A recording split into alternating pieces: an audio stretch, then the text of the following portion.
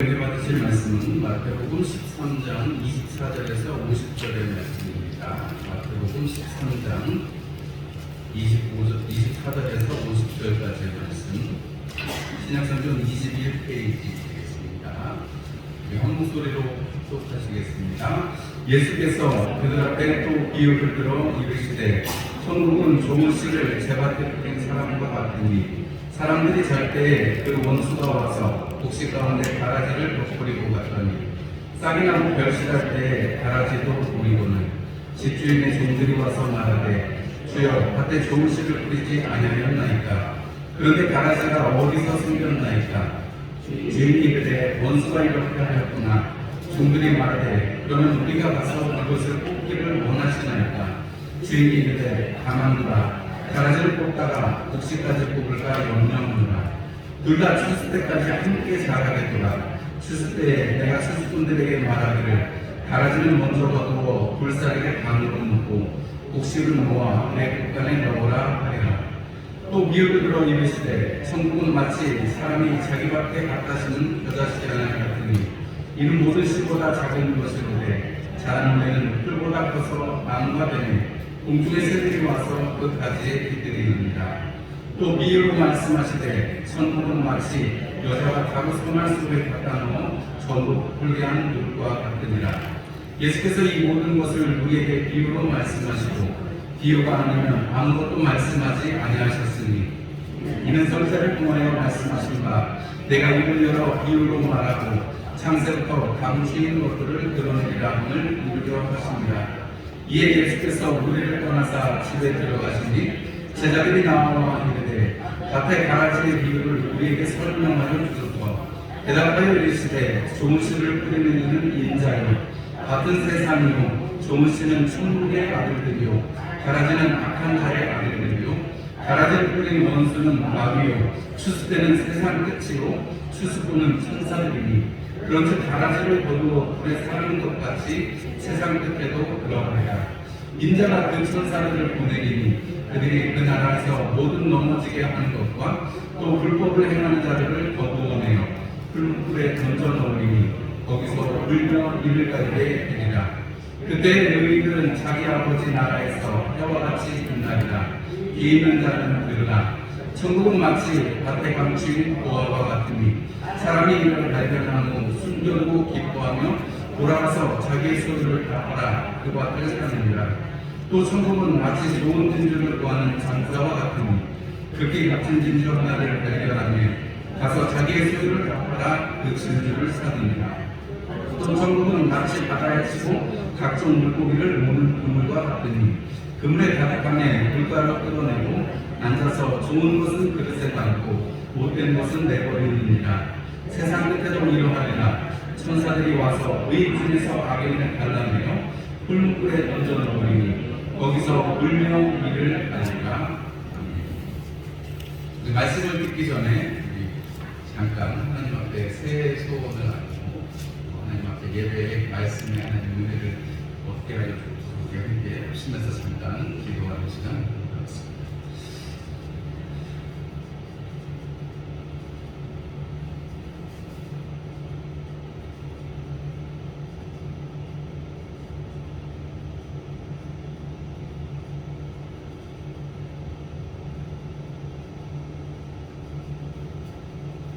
우리 옆에 있는 분들과 인사 나누시겠습니다. 새해 복 많이 받으세요. 축복합니다.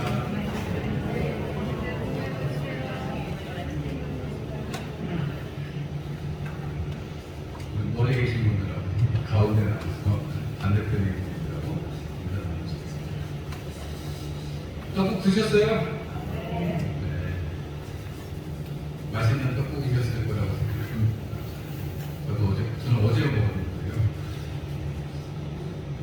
우리가 새롭게 또 설날을 맞아서 가족들이 함께 모이고 또 은혜를 나눌 수 있는 것은 얼마나 감사한 일이십니까. 오늘도 예배에 많이 못 오셨는데 가신 분들도 있고 또 오신 분들도 계시고 그래서 함께 예배가 되고 있어 감사합니다. 우리 권사님들 장로님들의 기도 제목은 다른 게 없습니다. 늘 자식들이 손자들이 건강하고 잘 되기를 기도하는 것밖에 없어요. 제발 다른 기도 좀 내시라고 해요. 제가 어느 교회를 가든 우리 장로님이나 권사님들의 기도 제목이 아버지 어머니 기도 제목이 제가 바뀌는 걸 본 적이 없습니다. 하나같이 자녀 손들을 위해서 기도하는 것밖에 없습니다.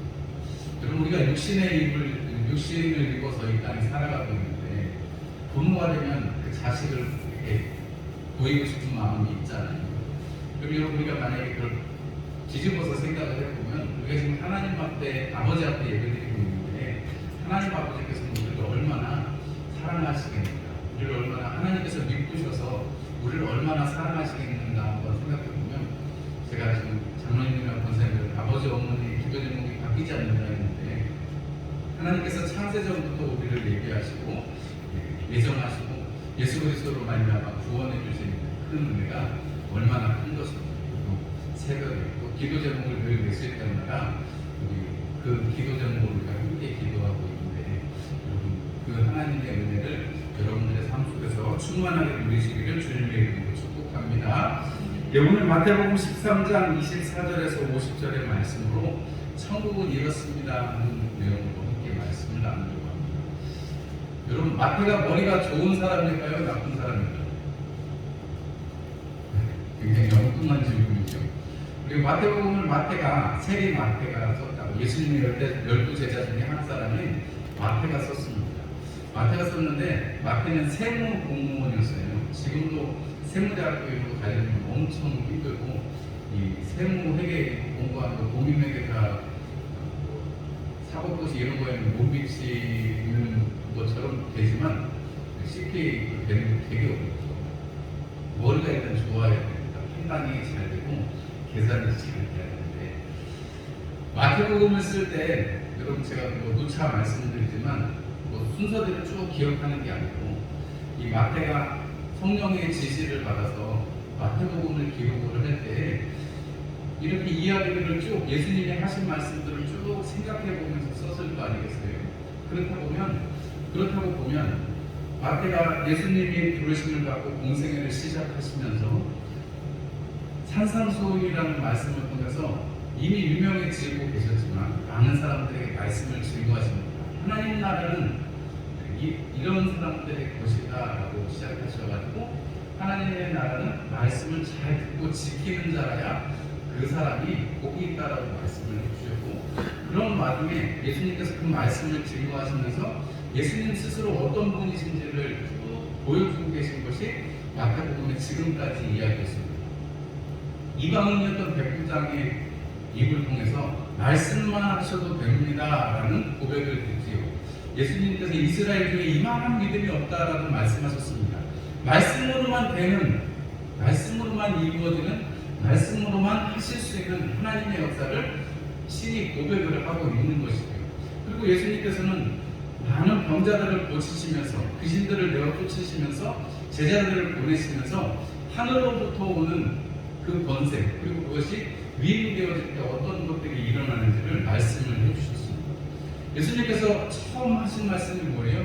회개하라 천국이 가까웠느니라 하는 그 말씀이셨습니다. 그럼 회개하라 천국이 가까웠느니라 하셨을 때 그 천국이 뭔지는 좀 가르쳐 주셔야 되잖아요.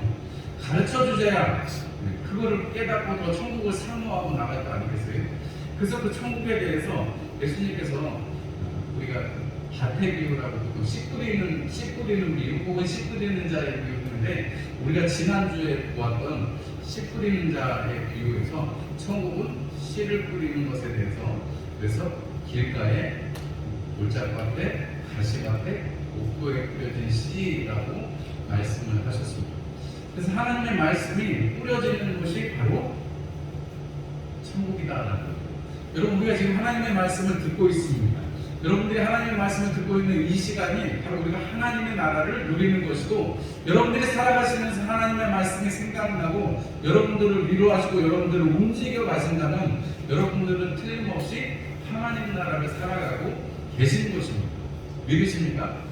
여러분 우리가 하나님 나라는 물론 죽어서 가는 나라도 있죠. 오늘 기회도 나옵니다만 마지막 때에 그런 때가 있습니다만은 그때뿐만이 아니고 지금도 하나님의 때잖아요.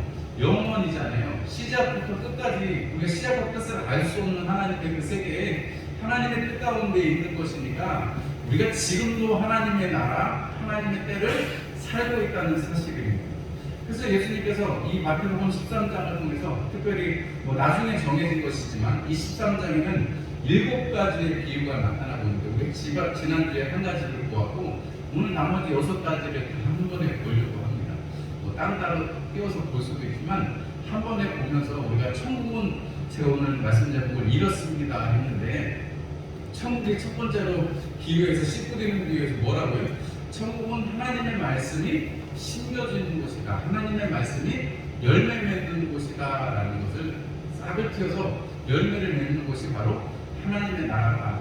그러니까 듣고 행하는 자라는 예수님의 그 산상수훈의 말씀에 마지막 7장의 말씀에 이어지는 것이라고 볼 수 있겠죠. 천국이 뭐라고요? 하나님의 말씀을 듣고 열매를 맺는 곳, 그곳이 하나님의 나라다라는 것입니다.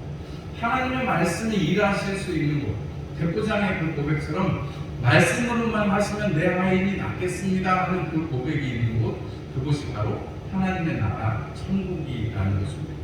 두 번째로는 오늘 여기 이 비유에 보면 여기를 좀 들어가기 전에 한 가지 좀 얘기를 드리면 예수님께서 비유로만 말씀하셨잖아요. 오늘도 비유로 계속해서 말씀하시는데 비유로 말씀하시면서 어떤 것은 예수님께서 따로 설명을 안 하시고 제자들도 따로 설명을 요구하지 않는 비유가 있는가 하면 이런 거는 이해가 안 되니까 예수님 좀 설명 좀 해주세요 하는 비유가 있습니다. 씨 뿌리는 비유가 됐고 오늘 여기 보니까 가라지와 알곡과 가라지에 관한 비유가 그렇습니다. 나머지 비유는 사람들이 다 알아들었는지 그거에 대해서는 질문을 안 해요. 우리가 딱 듣기에도 우리가 딱 성경을 읽기에도 이런 비유는 그냥 천국은 이런 곳이구나 하는 것을 우리가 딱 알아들을 수가 있어요. 여러분 이런 비유는 바로 그냥 직접적으로 오기 때문에 우리가 알아들을 수가 있습니다. 그러니까 이 얘기는 제자들이나 많은 사람들 앞에서 말씀하셨을 때 제자들도 알아듣지만 많은 사람들도 일반적으로 천국은 이런 곳이구나 하는 것에 대해서 이해를 하게 된다는 것이죠. 반대로 우리가 씨 뿌리는 자의 비유이거나 오늘 알곡과 가라지의 비유 같은 경우에는 제자들에게 따로 설명해 주시고 제자들이 요청을 하는 장면이 나옵니다. 이런 거를 어려운 말로 알레고리컬 파라블레이가 이렇게 얘기하는데 알레고리적 비유라는데 이거는 말하는 사람 아니면 그 뜻을 알 수가 없는 거예요. 예수님이 오늘 이것에 대해서 설명을 해주십니다. 알곡과 가라지에 대해서 알곡이 무엇이고 가라지가 무엇이고 이런 것에 대해서 설명을 쭉 해주시잖아요. 이런 것을 예수님 아니면 말하는 당사자가 아니면 알 수 없는 것을 알레고리적 비유다 이렇게 말하는데 여러분 오늘 이걸 왜냐하면 제가 이 얘기를 왜 했냐면 이거를 잘못 풀고 이렇게 자기 의도대로 푸는 사람들이 있어요. 여기 신천지 이만희 같은 사람들이 이런 걸 그렇게 푸는데 바나나가 이렇게 길면 그다음에 바나나 기니까 기차도 나오잖아요. 그런 건 애들이 재미로 삼아서 쭉 이어가는 것이지 비유를 그렇게 계속해서 이어갈 수는 없는 노릇이잖아요. 그러다가 백두산이고 깃발이 펄럭이고 노래가 끝이 나는데 비유라는 것이 그럴 수 없거든요. 예수님께서 하시는 이 알레고리 이 비유 알곡과 가라지의 비유를 통해서 예수님께서 하시고자 하시는 말씀은 바로 알곡과 가라지가 있고 또 마지막에 비유 7번째 비유에 보면 그물에 관한 비유가 있는데 이 두 가지가 한 가지로 해석이 될 수 있겠습니다. 이 그물에 관한 비유도 앞에 알곡과 가라지에 대한 비유를 하셨기 때문에 따로 설명을 하지 않으셔도 사람들이 다 알아듣게 되는 거죠. 선이해가 있으니까 그런 거예요. 천국이 이렇습니다. 아까 첫 번째 말씀드렸던 지난주에 말씀드렸던 하나님의 말씀이 뿌려지고 마음이 심겨지고 열매를 맺는 곳이 하나님의 나라다 이렇게 말씀을 드렸고 두 번째로는 먼저 이 겨자씨와 그 다음에 누룩에 관한 비유를 보게 된다면 겨자씨도 그렇고 누룩도 그렇고 굉장히 조그맣고 굉장히 조용하지만 결국은 자라서 큰 나무를 이루고 새들이 깃들게 되고 그리고 소말 가운데 넣어서 부풀려서 많은 사람이 먹을 수 있는 그러한 양식이 되는 것. 그것이 바로 하나님 나라다 이렇게 말씀을 하고 있습니다. 여러분 겨자씨는 정말 제일 작은 사람들이 키울 수 있는 그 소체 중에 제일 작은 것입니다. 그런데 그것이 나무보다 큰 나무가 될 가능성을 지니고 있고 생명력을 지니고 있다는 것입니다. 여러분 하나님의 나라는 여러분 우리 가운데 심겨지면 그 안에서 나무가 되어서 새들이 길들일 수 있는 여러분 그런 공간, 그러한 존재가 된다는 것입니다. 여러분 안에 하나님의 나라, 하나님의 말씀이 심겨지면 여러분들로 인해서 여러분들도 어느샌가 자라게 되고 여러분들에게 깃들일 수 있는 생명력이 나눠줄 수 있는 생명력이 생긴다는 것입니다. 이게 쭉 자라서 계속 자랄 수 있는 그러한 일이 있는 것입니다. 누룩도 마찬가지입니다.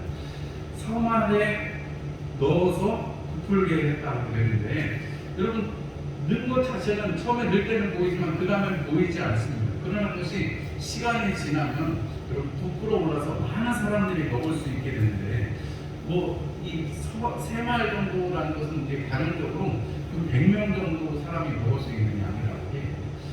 3마일 정도에다가 이렇게 누룩을 넣어서 부풀리면 100명 가까이 먹을 수 있다는 거죠. 3마일은 조금밖에 안 되는데 그게 부풀면 많은 사람이 함께 나누고 함께 거기서 생명 먹는다는 것은 중요한 일이잖아요. 여러분이 명절에 모여가지고 맛있는 거 해먹고 좋은 거 먹는데 여러분 먹어야지 기쁨이 더하잖아요. 모여가지고 아무것도 안 하고 있으면 그냥 멀뚱멀뚱 얼굴만 보는 건 심심하잖아요. 맛있는 거 먹어야 좋은데 이렇게 겨자씨도 그렇고 누룩도 그렇고 천국은 다른 것이 아니라 우리 안에 심기기만 하면 우리 안에 확장되기만 하면 그것을 통해서 많은 풍성함이 있다는 것을 말씀을 해주고 있는 것입니다. 이 겨자씨든지 이 누룩이든지 여러분 크고 자라고 성장하고 이런 데 초점이 있는 거죠. 사람들이 이 얘기를 딱 들으면 하나님의 나라는 겨자씨 하나인 것 같다, 하나님의 나라는 누룩과 같다라고 했을 때 여러분 그것이 점점 커져서 점점 자라나서 여러분 많은 것들에게 영향력을 줄 수 있고 많은 좋은 것들을 사람들에게 줄 수 있는 그 생명력이 확장되는 것이라고 봤을 때 여러분 주님께서 말씀하시는 바 천국은 이런 사람들의 것이다 라고 예수님께서 산상수훈에 제일 처음에 팔복을 이야기하시면서 그 팔복조차도 천국이 이런 사람들의 것이다 라고 하면서 마음이 가난한 자, 의를 위해서 핍박받는 자가 천국이 그들의 것이다 라고 말씀하셨는데 그 천국을 가진 사람들을 통해서 그런 마음이 가난한 것을 통해서 의를 위해서 핍박받는 것을 통해서 어떤 일들이 일어나요? 그 마음이 가난해져서 하나님 나라를 보게 되고 하나님을 보게 되면 그러면 여러분 그 하나님을 소개할 수 있게 되고 의를 위해서 핍박받으면 예수님의 그 말씀과 그 하나님 나라를 위해서 핍박받으면 그것을 보고 또 돌아오는 사람들이 있게 된다는 것을 생각해 보면 여러분 하나님의 나라는 여러분 이 겨자씨와 누룩처럼 계속해서 확장되어 있고 풍성해지는데 의미가 있다 이렇게 말씀을 드릴 수가 있겠습니다. 이 겨자씨와 누룩의 이 비유를 지나서 보화에 대한 보화가 밭에 숨겨진 보화와 아주 값진 진주를 찾는 장사꾼의 이야기가 나오는데 여러분 이 두 가지는 똑같아요. 비유가 찾아지고 자기의 소유를 바쳐서 그것을 취하는 것으로 나오는 구조가 똑같아요. 그런데 예수님께서 이 똑같은 얘기를 왜 두 번씩이나 하시는가 좀 경우가 좀 달라요. 예전에는 이렇게 전쟁이 있으면 사람들이 땅에다 재물을 묻어두고 도망을 가잖아요. 도망을 다 들고 갔었으니까 재물을 묻어두고 도망을 가면 나중에 돌아와서 이제 그것을 찾아서 자기가 살아야 되는데 도망가다가 못 오거나 그러면 밭에 아니면 집에 그런 것들이 그냥 남아있는 거죠. 그래서 예전에는 때때로 이렇게 밭에서 보화를 찾는 경우가 많이 있었다고. 그런데 그 밭에 감추인 보화라는 것이 어쩌다가 이렇게 그런 어떻게 보면 횡재 같은 것이죠. 자기가 의도하지 않은 것은 아니지만 어떻게 자기가 그것을 발견하게 됐어요. 그 값진 보화가 밭에 숨겨져 있다는 것을 발견하게 됐습니다. 그 발견한 사람은 어떻게 한다는 거예요? 그걸 얼른 감추고 자기가 얼른 가서 자기 재산을 팔아서 그 밭을 산다는 거죠. 이런 값진 진주를 찾는 장사가 있는데 값진 진주를 찾아서 헤매에 있는 거예요. 자기는 그것이 값진 진주를 사서 그것을 가지고 소유하고 그것을 파는 게 자기의 할 일이니까 이 값진 진주를 사는 장사는 값진 진주를 만났을 때는 내가 이것을 내 전 재산을 걸어서라도 사고 이것을 다시 팔면 얼마나 큰 이득이 있겠는가 하는 소망이 있는 것입니다. 내가 전 재산을 다 팔았어요. 그러나 여러분 그 값을 사고 그 값진 진주를 사면 어떻게 돼요? 이윤이 많이 나와요. 여러분 값진 전 재산을 부었다 할지라도 그보다 훨씬 그거를 상회하는 비교할 수 없는 자기가 이익이 있는 것입니다. 여러분 우리가 복 받기를 바라고 대박 나세요 이런 인사들이 우리 새해에 덕담으로 많이 사람들이 하는데 여러분 정말로 우리가 대박 나는 건 다른 게 아니고 하나님 나라에 투자하시는 것입니다. 하나님 나라는 오늘 여기 성경에 말씀해 있는 것처럼 전 재산을 털어서라도 그 밭을 사고 값진 진주를 사는 것처럼 여러분들의 인생을 거시고 여러분들의 삶을 들여서 하나님과 교제하시고 하나님과 동행하시기를 주님의 이름으로 축원합니다. 여러분 그것이 남는 장사라고 하는 이유는 그것을 통해서 우리가 영원한 생명, 예수님께서 이 땅에 오셔서 주시고자 하시는 그 영생을 우리가 소유하게 되고, 아니 목사님 뭐 어떻게 영생을 받았는지 어떻게 알아요? 저도 잘 몰라요. 그러나 성경에 분명하게 그렇게 말씀하고 있고, 제가 안 죽어봤으니까 몰라요. 제가 죽어봤으면 확실하게 말씀드릴 수 있는데 제가 죽어보지를 않아서 몰라요. 여기 있는 분들 다 모르실 거예요. 그러나 여러분들이 예수님 앞에 말씀을 듣고 이 시간에 예배를 드리는 이유 한 가지는 적어도 하나님의 말씀이 살아 운동력이 있고 하나님이 살아계신 분이시라는 것을 여러분들이 아시기 때문에 여러분들의 삶 속에서 하나님이 역사하시는 것을 경험했기 때문에 이 자리에 있는 것이라고 저는 생각합니다. 저는 믿습니다. 여러분 그렇다면 우리가 그 사실을 알고 있는데 우리가 다른 것에 우리의 삶을 투자할 것이 아니라 전 재산을 팔아서라도 하나님의 나라를 그 값진 보화를 그리고 값진 진주를 사실 수 있는 그러한 은혜가 있어야 되지 않겠습니까? 우연히 발견을 했든 아니면 계속해서 값진 진주를 찾아다녔든 여러분 우리가 중요한 것은 그것을 발견했을 때 여러분 거기에 마음이 가 있는 것입니다. 밭에 감추인 무화가 있는데 거기에 마음이 어떻게 딴 데 마음이 있겠어요? 여러분 값진 진주를 발견했는데 그걸 사야지 내가 다음에 장사를 더 크게 하고 더 큰 걸 이룰 수 있겠는데 어디에 마음이 있겠어요? 우연히 발견했든 아니면 그것을 내가 돌아보면서 값진 진주를 발견했든 그 발견한 그것이 그냥 거기서 끝나는 것이 아니고 지속적으로 거기에 관심을 두고 전 재산을 팔아서라도 내가 그것을 사고 내 소유로 받고 내 소유가 되어서 기쁨을 누리는 것, 이것이 천국의 비밀인 거죠. 여러분 천국은 이런 것이라는 거예요. 여러분들이 하나님 은혜로 말미암아 지금까지 살아왔다라고 찬송만 부르는 것이 아니라 그것이 여러분들의 고백이 되고 여러분들이 그것이 신앙이 되어진다면 여러분 지금까지 뿐만 아니라 이전에도 나를 지켜주신 그 주님이 앞으로도 지켜주실 것이라는 것을 확신하고 그분 앞에 드리는 것이 우리에게 천국이라는 거죠. 그래서 그 천국은 지금도 우리에게 지속적으로 관심을 두고 내 것을 다 팔아서라도 그것을 할 수 있는 그러한 기회를 주시는 것입니다. 천국은 이런 곳이라. 그 다음에 곡식과 가라지, 보화와 진주 지나갔고 그 다음에 곡식과 가라지의 비유가 있습니다. 그리고 그물의 비유가 있습니다. 여러분 곡식과 가라지, 곡식을 심었는데 가라지가 와서 원수가 와서 뿌리고 갔어요. 그래서 결실할 때가 됐더니 그거를 보니까 여러분 비슷하긴 하지만 확연히 다른 것이죠.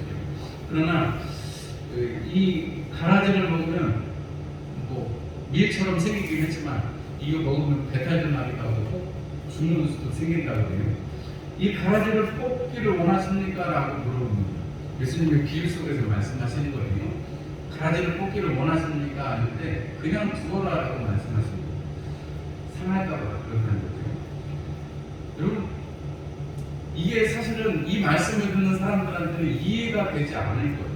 왜냐하면 아까 말씀드렸잖아요. 해설을 해주지 않으면 이 비유는 알레고리적인 이 비유는 해석을 해주지 않으면 알아들을 수가 없다고 했는데 많은 사람들 앞에서 이 이야기를 했을 때 사람들이 다 못 알아듣는 것 같고 제자들도 못 알아들으니까 이걸 물어본 거거든요. 예수님께. 예수님 왜 이해가 안 되냐면 여러분 이스라엘에는 정결법이라는 게 있습니다. 하나님께서 내가 거룩하니 너희도 거룩하라 이렇게 말씀하셔서 부정한 것은 공동체에 들어올 수가 없어요. 부정하면 그것을 씻어버리고 제해버리기까지는 하나님 앞에 있을 수가 없습니다. 예배할 수가 거예요. 이스라엘 백성들의 입장에서는 부정한 것이 있다고 그러면 빨리 해결을 해야 되는 것입니다. 예를 들자면 죽은 시신의 손을 만지거나 뭐 이렇게 됐다. 그러면 어떻게 되냐면 그 해가 질 때까지는 그 마을에 들어올 수가 없습니다. 여러분, 우리가 선한 사마리아에게 비유해서 뭐 제사장이라든지 레위인들이라든지 왜 그 부상당한 사마리아에 있는 그 사람을 두고 몰아가냐면 그 가까이 가서 괜히 만지거나 이렇게 되면 부정을 하면 자기가 원하는 것을 갈 수도 없고 그 부정을 해결하기까지 시간이 들고 재물이 되니까 피해가는 거거든요. 이스라엘 사람들은 반드시 유대인들은 이 거룩하지 않은 것에 대한 경계가 있습니다. 그렇다 그러면 만약에 그런 의미에서 생각을 해보면 알곡만 있는 곳에는 알곡만 있어야 되는 거예요. 이스라엘 사람들의 입장에서는 그 생각 속에서는. 그런데 가라지가 있으면 막 당장이라도 뽑아야 될 것 같은데 여러분, 사실 우리가 농사를 전 3년밖에 안 졌습니다. 가라지가 처음 있을 때 뽑으면, 잡초가 처음 있을 때 뽑으면 뿌리가 그렇게 얽히지 않기 때문에 쉽게 뽑을 수 있습니다만 자라서 벌써 이렇게 열매가 맺을 때쯤 되면 여러분, 그러면 어떻게 돼요? 뿌리가 같이 들릴 수 있기 때문에 생장하는 데 좋지 않죠. 차라리 그냥 두는 것이 낫다는 거죠. 예수님께서 이 말씀을 통해서 분명하게 우리에게 말씀해 주시는 것은 우리가 세상을 살아가고 있다는 사실을 이야기해 주고 계십니다. 그리고 이 세상 속에서 하나님의 나라는 이루어지고 있고 또 하나님의 나라는 또 이루어질 것이다라는 것을 말씀해 주고 계신 것입니다. 알곡과 가라지가 같이 있습니다. 공존할 수밖에 없는 거예요. 여러분, 이 세상은 공존할 수밖에 없는 것입니다. 그러나 여기에 하나님의 은혜가 있고 하나님께서 돌보시는 은혜가 있다는 것을 반면으로 얘기를 해주시고, 이 가라지의 비유 그리고 그물의 비유에서 우리가 분명하게 알 수 있는 것은 나중에 추수를 해서 두 가지를 나누잖아요. 그물을 걷어와서 좋은 물고기는 그릇에 담고 나머지는 내버리잖아요. 여러분이 그물에서 걷고 여러분 추수하고 이런 때가 분명히 있다는 것입니다. 여러분, 하나님의 나라는 그 심판의 때를 전제를 하기도 합니다. 우리가 이 땅에서 하나님의 나라를 살아가기도 하지만 하나님의 나라는 현재적이지만 또 그 이면에 하나님의 나라는 그렇게 추수되어지고 그릇에 담을 날이 분명하게 온다는 것입니다. 여러분, 하나님의 말씀을 듣고 우리가 하나님을 따라 살아간다는 것은 이 땅에서의 삶뿐만이 아니라 우리가 영원을 살아가는 초대를 받았기 때문에 그 안에서 우리는 살 수밖에 없고 우리가 그것을 선택하고 우리 값진 진주라든지 보화라든지 그런 것처럼 계속해서 그곳에 마음을 두고 기쁨을 누려야 한다 하는 것입니다. 여러분, 이것이 예수님께서 우리에게 하시고자 하는 천국은 이렇다라고 소개를 해주십니다. 마태는 어떻게 보면 마태복음에만 나오는 비유가 있고 또 다른 복음에도 나오는 비유가 있는데, 씨 뿌리는 비유도 하고 겨자씨나 누룩 비유 같은 경우에는 누가복음이나 마가복음에도 나옵니다. 그런데 가라지와 곡식과 가라지 비유라든지 밭에 방주인 거라든지 좋은 진주를 구하는 장소에 대한 그 비유라든지 그물에 대한 비유라든지 이런 것들은 마태만이 기록하고 있는 비유거든요. 마태가 천국은 이런 것입니다. 예수님이 소개해 주신 하나님 나라를 이루어가는 그 말씀에 대해서 듣고 예수님이 어떤 신분이신지 그리고 예수님이 하시는 사역을 통해서 또 세례 요한의 제자들이 와서 하는 질문을 통해서 예수님이 참 메시아이고 예수님이 구세주로 이 땅에 오셨다는 사실을 말씀해 주면서 예수님이 정말 하시고 싶었던 얘기, 천국은 이런 곳이니까 너희들 알아들었니? 라고 물어보시죠. 여러분, 우리가 오늘 읽지는 않았습니다만 다음 주에 보겠습니다만 예수님께서 51절 말씀에 뭐라고 말씀하세요? 너희들이 이것을 다 이해했느냐? 라고 물어보시죠. 이 모든 것을 깨달았느냐? 이렇게 물어보십니다. 그러니까 제자들이 그러합니다. 이렇게 대답하거든요. 여러분, 우리가 이 마태가 정말 어떻게 그 머리 좋은 사람이 세리였던 마태가 예수님에 대해서 어떻게 하면 예수님이 하신 말씀을 잘 소개할 수 있을까? 예수님이 우리에게 주시고자 했던 것을 어떻게 하면 잘 전달할 수 있을까? 예수님이 십자가 지셔서 우리에게 열어주고자 하셨던, 예수님이 우리에게 소유하게 하고 싶으셨던 그 하나님 나라가 어떤 것인가라고 생각을 했을 때 천국은 여기만 있지 않아요. 나중에 뒤에 가면 또 나옵니다. 천국에 대해서 마태가 계속해서 이야기합니다. 하나님의 나라, 예수님의 그 해주셨던 이야기 속에서 하나님 나라가 어떤 것인지를 오늘 이 13장의 비유를 다 모으고 다른 복음서에는 없는 자기가 기억하고 있는 그 비유를 들어가면서 천국은 이렇다라는 것. 천국은 씨를 뿌려서 말씀이 이루어지는 결실하는 그 현장이요. 아주 자그맣게 시작하지만 우리를 변화시키고 우리의 삶을 하나님 앞에 성장하게 하는 복의 근원이 되게 하시는 말씀입니다. 여러분, 우리가 하나님의 말씀을 접했을 때, 하나님의 말씀을 받아들였을 때, 여러분, 아브라함이 다른 것으로 하나님 앞에 인도함 받은 것이 아니고 내가 너를 복의 근원이 되게 하겠다라고 하시는 복의 근원 되신 하나님 앞에 우리를 복의 통로가 되게 하신, 복의 축복의 통로가 되게 하신 그것에 따라서 여러분, 우리가 믿음의 자손들이 되는 것 아니겠습니까? 여러분, 그렇게 조그맣게 시작했지만, 아브라함 한 사람으로 시작했지만 많은 이스라엘 유대인들이 있고 또 믿음으로 말미암아 우리가 있는 것처럼 여러분, 작은 것에서 시작하는 것이고요. 작은 것에서 시작하기 때문에 여러분, 우리는 이 땅에서 가라지도 있고 그 가운데 살지만 분명한 것은 우리는 하나님께서 알곡처럼 거두실 날이, 그물에서 잡혀진 고기 중에 좋은 고기, 그릇에 담는 고기처럼 우리를 담으실 날이 있다는 것입니다. 여러분, 그 소망을 우리가 갖고 살아가는 것이고, 그렇기 때문에 우리의 삶은 값진 진주나 밭에 감춘 보화를 보았을 때처럼 우리의 시선을 집중해서, 우리의 관심을 집중해서 우리의 것을 투자를 해서 다 팔아서라도 여러분, 그것을 우리가 소유할 수밖에 없는 그러한 사람들이 되어야 한다는 것입니다. 여러분, 복된 것은 하나님께서 우리에게 그렇게 조그맣게 시작하지만 그 부족하고 연약한 나에게도 하나님께서 은혜를 줘서 서말로 많은 사람들이 먹게 하시고, 겨자씨 그 씨앗이지만 나무가 되어서 많은 새들이 깃들일 수 있는 그러한 은혜를 우리 가운데 허락하신다는 거죠.